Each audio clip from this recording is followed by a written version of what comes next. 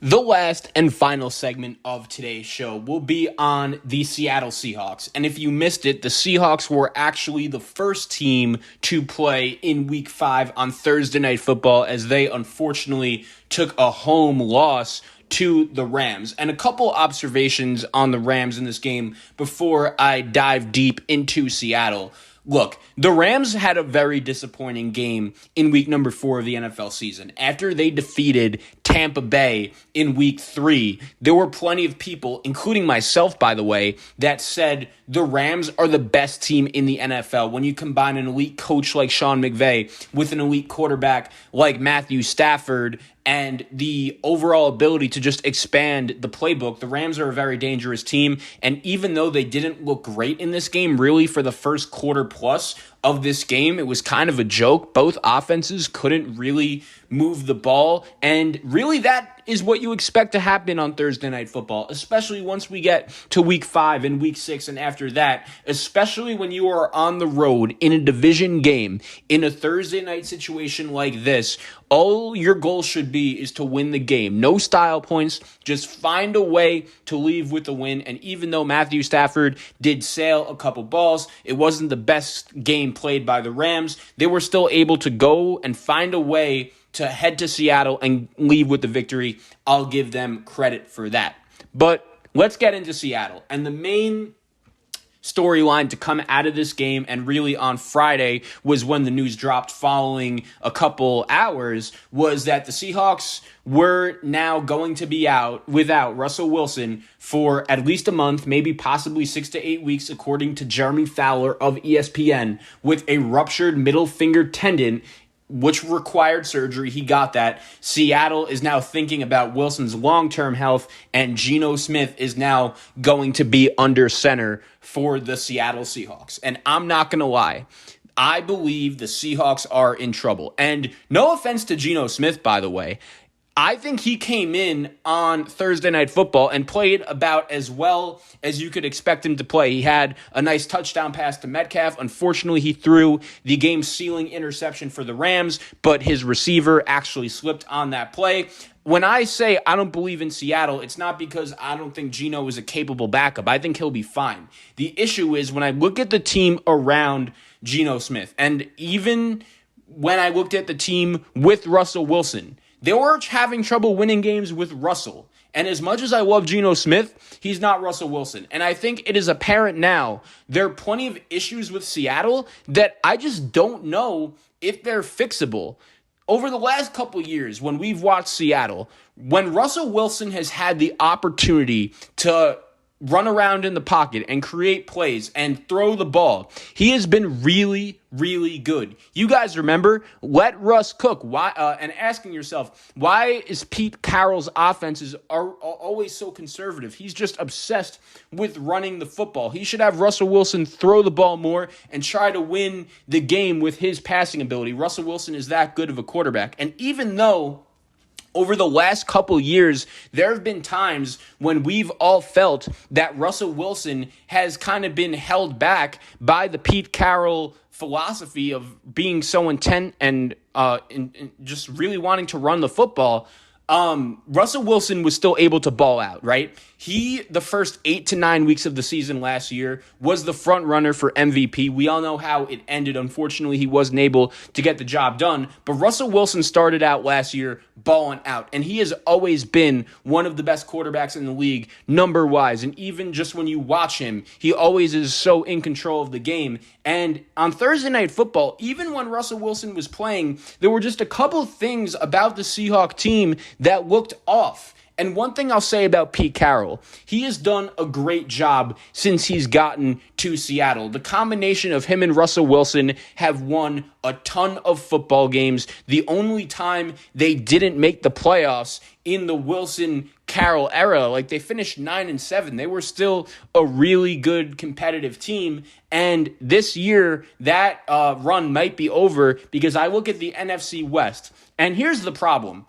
When you have a quarterback that's good enough, like Russell Wilson is, we've seen it over many of the prior years. He's so good in some instances that he could just win you a game by himself, where really before Russ just went off. We even saw it in a way with Lamar Jackson on Monday Night Football in week number 5. Some quarterbacks are just so good that even when their team isn't having the best night, they'll still just find a way to put the team on the back and find a way to win. And the problem is the team and the surrounding cast around Russell Wilson to start off this season has been so bad that Russell himself hasn't even been able to rescue the Seahawks. Like, let's be honest. The Seahawks defense just isn't any good. And I don't understand how Pete Carroll, when he's running this thing, I don't get how his secondary could be this bad. I like Quandre Diggs. They basically got him for free from Detroit. But Seattle is also committed and paying a guy in Jamal Adams who is making a boatload of money. The Seahawks just signed Jamal Adams. I'll give you the exact number right now. The Seahawks, before the season started, signed Jamal Adams to a 4-year, $70 million deal. And the problem is, if they just had to pay him that money, I wouldn't have hated the move. The problem is they gave up 2 first-round picks and a second-round pick for a guy that not only they would have to pay $70 million to, but a guy who can't cover. He is just not a good cover safety. There were 2 times in this game where if Seattle could have just somehow, some way gotten a stop on the defensive side of the ball, they'd be able to get off the field and give the ball to the offense and hope the offense could put together a drive to put them back in control. And one, Deshaun Jackson beat Jamal Adams for a huge game. The next, Tyler Higbee totally roasted Jamal Adams for a touchdown, and this guy just cannot cover. And once again, if he was just a free agent and the Seahawks just had to pay him that money, all right, that's fine. But it was kind of like a package deal. Seattle had to acquire Jamal Adams from the Jets, and in order to do that, they had to give up 3 draft picks, 2 first rounders and a second round pick for a guy that can't cover. And when you're giving up those assets and paying a guy that much money, he should really be a difference making kind of player on defense, kind of in a way where I just said Russell Wilson, when his team isn't having the best day, he could just go out there and find a way to win your team the game. Jamal Adams hasn't really done that so far in Seattle. And look, Pete Carroll and the Seahawks have once again had a great run. You remember back in 2013 and 2014 when Russell Wilson first got into the league, even though he was always a solid quarterback, right? He wasn't the reason primarily why the Seahawks were such a great team. You had that legion of boom secondary, Richard Sherman and Cam Chancellor and Earl Thomas, Bobby Wagner, who's still there. He was younger. KJ Wright, Cliff Averill, Michael Bennett, so many guys on the defensive side of the ball that could impact the game in a big way. And based on the plays they'd make, Seattle could just win games right then and there. This year, especially without Russell Wilson, I just don't know if they have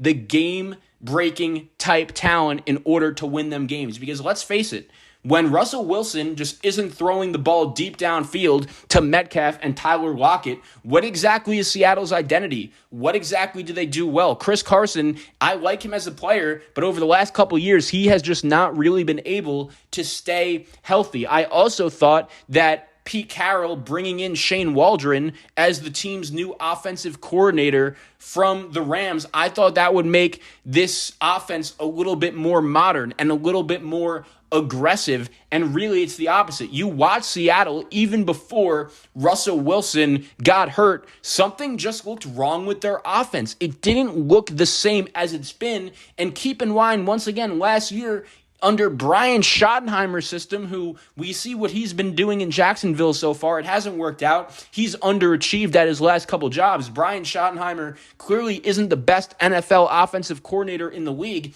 and even under him, Russell Wilson was still out here balling out, almost winning the MVP through 8-9 weeks, and was clearly one of the best quarterbacks in the league last year. They haven't been able to start off games fast. That is really concerning. In the game against San Francisco, which somehow, some way, luckily, they were able to find a way to win. That game was in week 4. They go to the Bay Area. Seattle didn't score in the first quarter. Not only did they not score, but they had -3 total yards throughout the first quarter. I don't care who's on your team.